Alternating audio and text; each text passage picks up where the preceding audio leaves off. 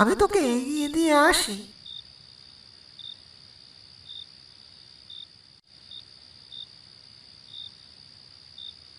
এবার তুমি ফিরে যাও।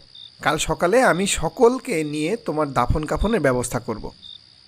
তারপর সাজু আত্মারূপে ফিরে আসে আর বাতাসের সাথে উড়ে উড়ে বাঁশঝাড়ের দিকে চলে যায়, আর রাজু তার বাসায় ঢুকে যায়।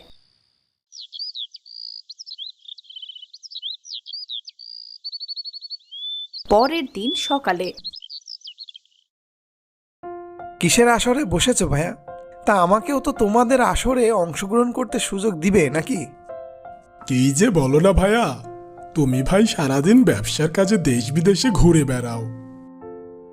তোমার কি আর আমাদের সাথে আড্ডা দেবার সময় আছে? দেখো ভাইয়া, তুমিও না যেন সাজুর মতো হুট করেই শহরে গিয়ে নিরুদ্দেশ হয়ে যাও।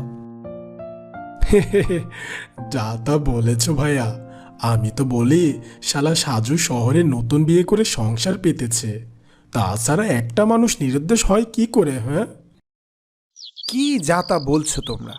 থামবে দয়া করে। কারো সম্বন্ধে না জেনে উল্টো পাল্টা বকা ঠিক নয়। হ্যাঁ, অমনি গায়ে লেগেছে তাই না? যত সব, যাও তো যাও, নিজের কাজে যাও, দিলে তো আমাদের আড্ডাখানা মাটি করে। তোমরা এসো আমার সঙ্গে। কোথায় শুনি? আরে আগে আসবে তো, তারপর বলছি। চলো যাই সবাই।